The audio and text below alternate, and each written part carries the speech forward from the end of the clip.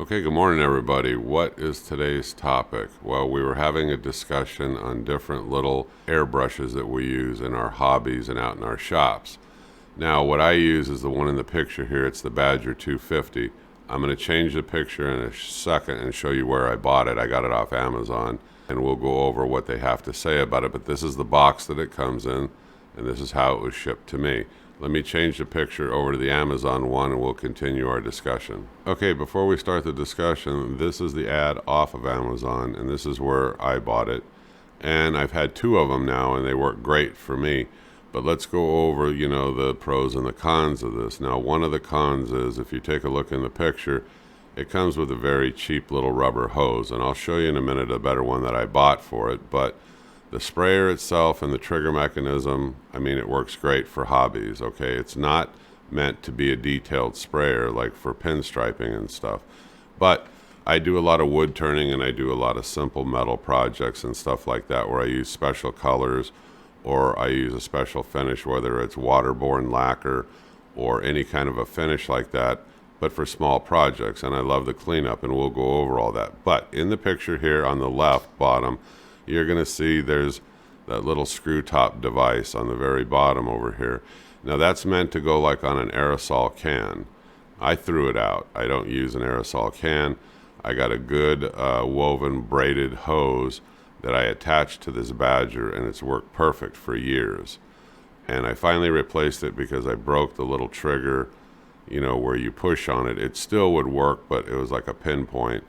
And for like 20 some bucks, it's more than worth the money to me. So I've used it, continuously, like on a lot of projects with good results. Okay, let's go straight to the questions and answers and see if I can, clarify some of the problems that people were having. Question is can you buy more jars in different sizes? Yeah, you can, as long as, the top of the jar, is going to fit the bottom of the sprayer. But Amazon sells additional jars, so I don't buy them much bigger because I just need enough product in these to do these small projects. That's the reason why it works for me. I'm not having to waste like a lot of lacquer or varnish or whatever I'm using. I can put enough in there for my small projects.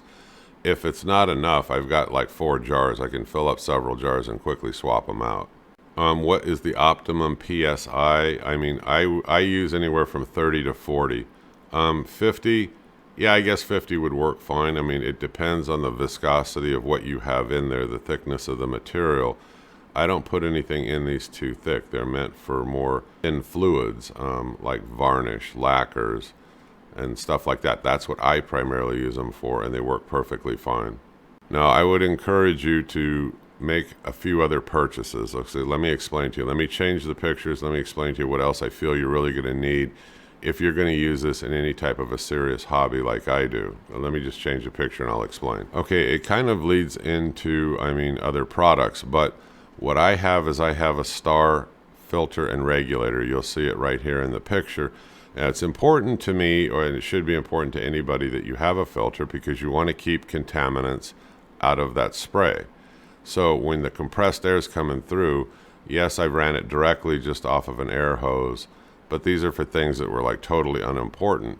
You start getting into finish work on wood, like on wood turnings or any kind of a wood product, you don't want a bunch of particles and crap and moisture that collects in these lines to come out, along with your finish. So here in the picture above, I've got maybe a little bit more, than what you might need in your shop. I have a really good air filter. It's a Star air filter, and it's a canister filter, and inside of it I can change it out. But you'll see on the outside I have a regulator. By turning that knob, that screw up knob right there that you see directly in front, I can adjust my pressure. So the hose there on the right, of that filter is the air that's going out.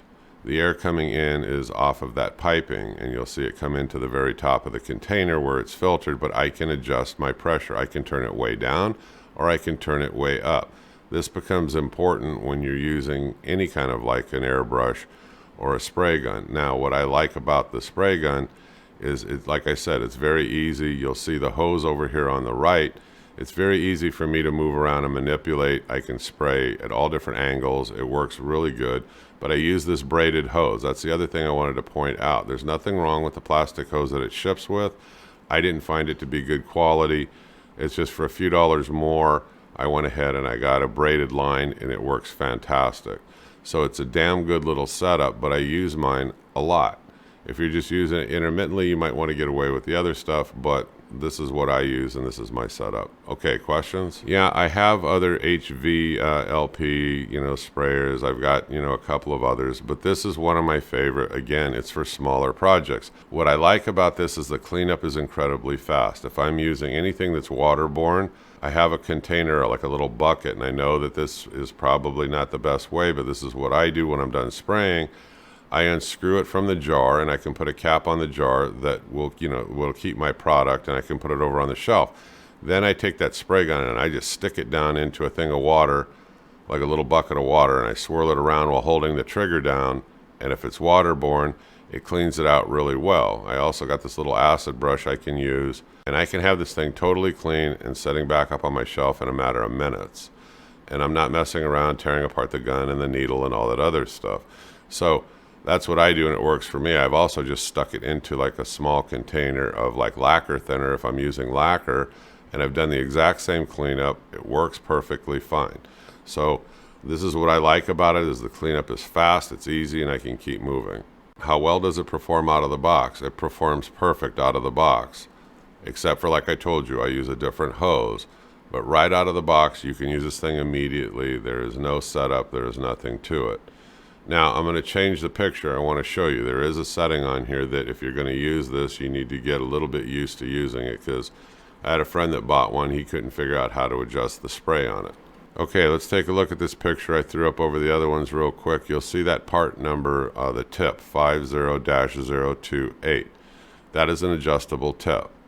I can make that fan spray like in a bigger pattern with a lot of material coming out, or I can screw it down where there's less material and more air coming out. And you have to play around with this because it depends on the project that you're doing.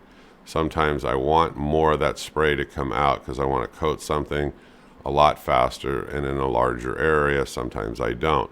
So you do have some control. But again, this is not a detail airbrush, so don't buy it thinking that you're going to do pinstriping or some kind of automotive work. That's not really what it's for. It's just a hobby airbrush. That's what it is. And it's an inexpensive one, but like I said, I found good value in it because it's fast and easy to clean up. It's very simple to use.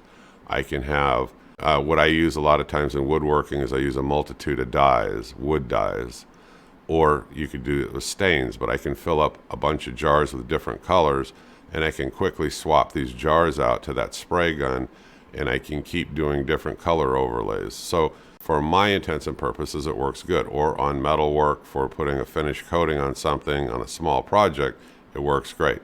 Let me tear this picture down and we'll wrap up the questions and answers. Okay, I put the picture back up here because it's the best way to answer the question that was asked of me. Like, I have somebody that tip, that 50-028, it gets gummed up sometimes and it won't spray right, and it starts spraying like in a really weird pattern, or it's just plugged up. Hey, what do I do about it? Okay, this is not the best way, but I can tell you what I do, and it works. I get a needle, and in that part number 50028 at the top, I just ram a needle up and down it a bunch of times, and I blow it out with lacquer thinner through that little bottle, because I always have a bottle of lacquer thinner sitting there, because most of the time, even if I clean something up with water, I take lacquer thinner through the whole thing before I put it away on the shelf. But just take a needle or something incredibly small and go through that tip up and down like a little ramrod going up and down, and that clears it out totally. Now, where else can it plug? If you take a look in the jar, that 50025, that's the hose, and it comes up and it attaches to the underneath side of the spray gun. So sometimes, the hose can get kind of gummed up, but the hose I take off and I let soak in that lacquer thinner, and you just blow it out with a little air, your little air tool. I've never had a problem. If I ever had any problems in the spraying, it's because up here at the tip, it starts getting a little residue and it starts spraying kind of funky. But if I keep it clean and I just clean it out with that needle, this thing has worked flawlessly for years now. So that's how I do it. is the spray consistent? Yeah, for me, for hobbies, okay? Like I said, this is not a detail spray gun for, automotive murals and stuff like that. Yes, it works very consistently, and I keep using it over and over because it's so much easier. There's no brush marks. I mean, there's a lot of positive things to say about it in the kind of work that I do here at home. Okay, so I went back here to the ad as we wrap this thing up so that you can see, where did I get it? Like I said, I got it on Amazon. I misuse it. I mean, to be honest with you, I don't sit there and clean it with the little brushes and all that because I find it's fast and easy to clean it the way that I described, just by dunking it in, water if it's waterborne, and then I finish it up by dunking it into lacquer thinner and holding the trigger, and it cleans the hell out of it. And I've got a little acid brush, the ones you get out at Harbor Freight, if I need to touch and brush anything up in the cleaning. So that's what I do and how I use it, and it works great. Okay, I did get somebody that disagrees with what I'm saying, that tells me that, look, using an HVLP or a siphon feed or one of these higher quality, more expensive guns is the best way to go. Okay, that depends on what you're doing. I mean, if you are doing cabinetry work in a shop or something like that, yes, I agree with you. Okay, there's no disagreement there. This is an inexpensive, cheap hobby airbrush. It is what it is, but it's a good quality one. And yes, I've bought them out at Harbor Freight, and I've returned them promptly. I had one where the pieces weren't even together on it. I returned it. I got another one. Within 2 days, it broke. I returned it. I read reviews. I went ahead and I took a shot at this one. It gets 4 stars. You can go to Amazon and read what other people have to say. But for my purposes out in the garage, it's fast, easy cleanup. It's consistent in use as long as you keep it clean. And I explained to you how I cleaned it. So for me, in the smaller projects and the intermittent use that I do, this is a perfect little tool to have in your shop, and it's not expensive. So, I don't disagree with what you're saying. It just depends on your overall use. I'm the Home Handyman. I hope you people enjoyed this quick review on the Badger 250. Give me a thumbs up, click subscribe, and I'll see you again soon. Thank you folks very much. Bye-bye.